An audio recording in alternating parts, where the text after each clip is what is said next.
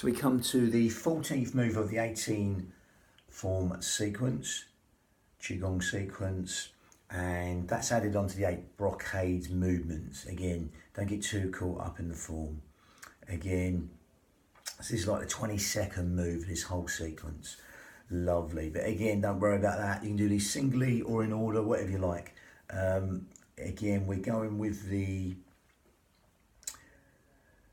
hypno yoga Pilates setup, okay, and we're just taking the Qigong motions really. Again, it's breath synchronized motion, like vinyasa if you like, breath synchronized motion.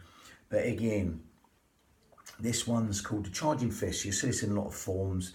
Again, it's 14 of the 18 form Qigong sequence. So again, it's just basically like a sort of reverse punch here. Again, you can go into horse riding stance and do it. Generally in the traditional forms, these are linked to different organs of the body. Again, this one within the traditional forms is believed to help the bladder, bowels, pericardium and the stomach. Again, generally with the breathing to the belly button like a balloon, as it were, you will massage all the internal organs. So that's the theme with a lot of traditional stuff. If you're breathing anyway, it will be benefiting every single organ, cell, sinew of the body. So don't get too caught up down that line. I've done that more in traditional form sequences. We're going to go down this line. So I digress. We go straight on to our Pilates setup. We're going to zip up pelvic floor, scoop out your abdominals, take the navel towards the spine, and that will naturally help you breathe into these fish gills, 3D style, up into these lower lobes of lungs, anywhere but the stomach. And that helps us use our powerhouse, our girdle strength, our transverse abdominis, our corset muscle, 3 layers deep, just all segmentally stabilising the spine. Okay, sometimes a bit like an amnesia, we don't know these muscles are there, we can't use them in the correct fashion. Even though they're there, we can use them in the correct fashion. Okay, so again, if you go with that now, zip up pelvic floor and scoop out your abdominals, take the navel towards the spine, and just feel that breath coming in low and deep here to these fish gills, to these lower lobes of lungs. Lovely. That's basically Pilates breathing. We're going to change a little bit and make it slightly more yogic. As we do that, as we zip up pelvic floor right now and scoop out your abdominals, you're going to breathe in and out through the nose rather than exhaling through pursed lips, which is the traditional Pilates manner. Okay, and that's going to help us lengthen the breath because of the smaller filter through the nose rather than the mouth. It's going to help us lengthen the breath even longer. Okay, it's nice sort of filtering, cleansing yogic breath. Okay, so simple at the moment, just zip up pelvic floor, scoop out your abdominals. That will naturally make the breath go anywhere but the stomach and throw on that corset muscle and breathe in and out through the nose. So when you do that now, you'll feel naturally the out breath wants to fall longer than the in breath. Okay, so allow that to happen. Okay, allow the out breath to go longer than the in breath. And then consciously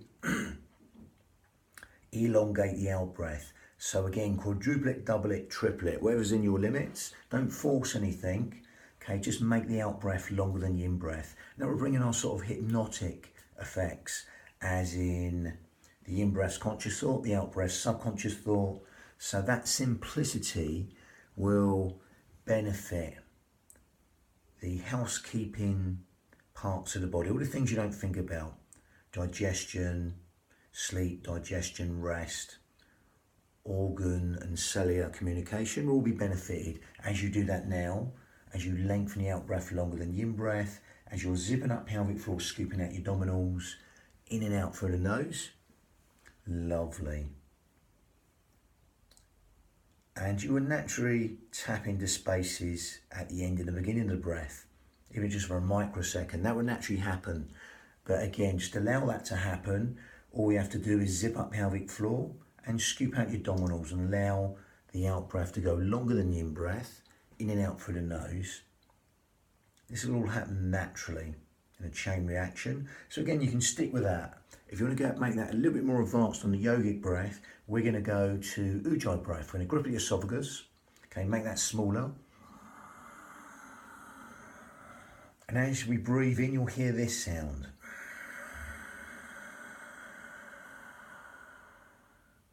That sort of Darth Vader breath. It's a bit like going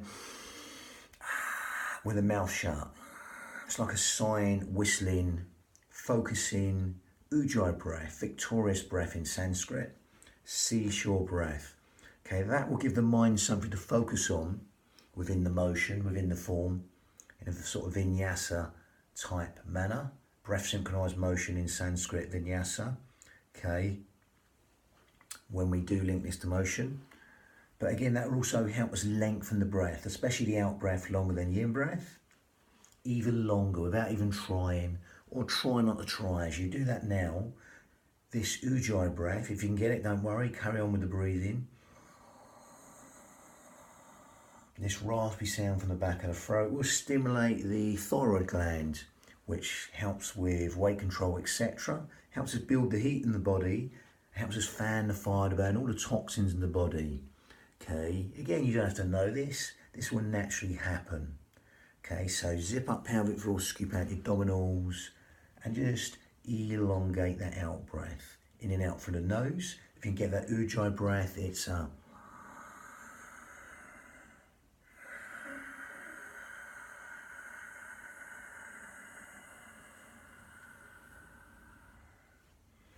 And again, focus in breath. Give the mind something to focus on within the form.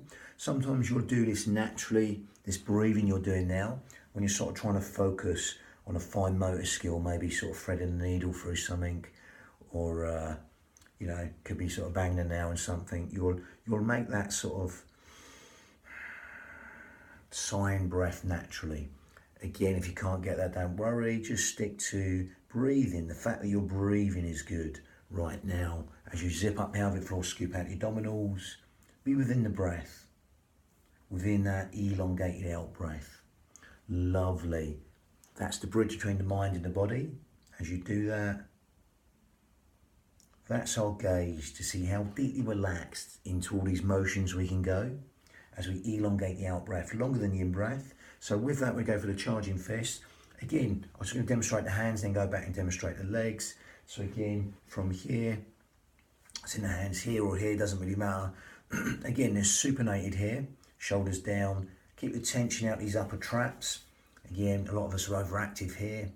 So again, we don't want to encourage that, we encourage the opposite. So we allow these lower traps to pull our shoulders down naturally.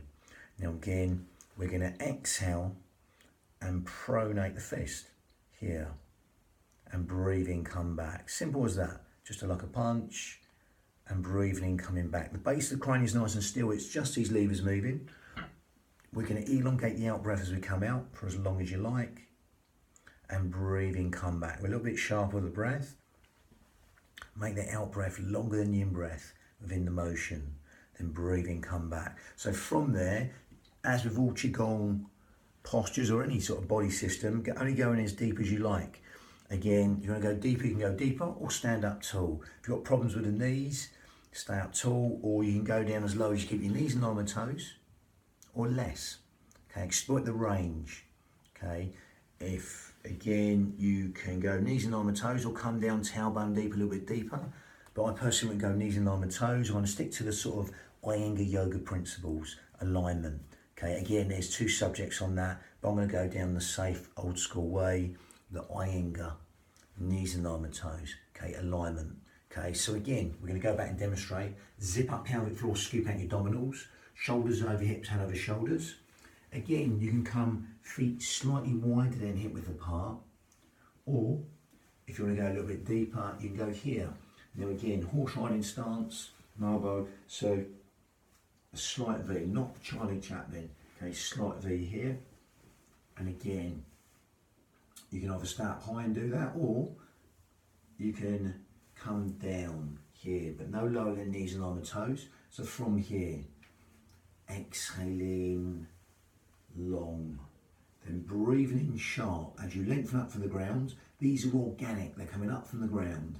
Exhaling down, breathing in, coming up, lengthen up for the crown, zip up pelvic floor, scoop out abdominals. It's come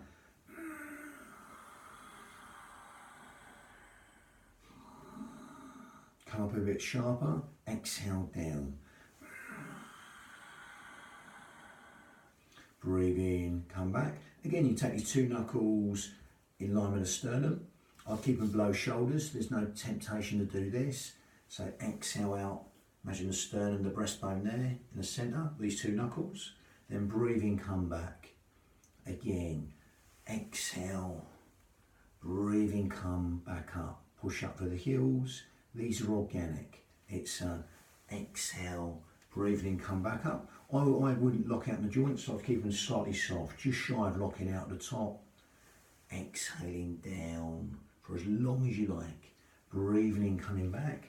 And again, I'll do the breath so you can hear it. So again, it's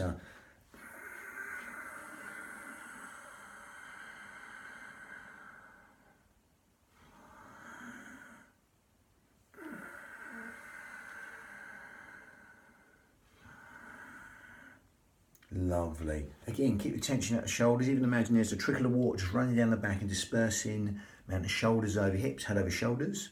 That lovely soft feel between the shoulder blades. And again, just lengthen up for the crown. As there's a puppet string, a hook, a brace on your head, putting your head up towards the ceiling. Okay, just lengthen up for the crown. Lovely. So that was number 14.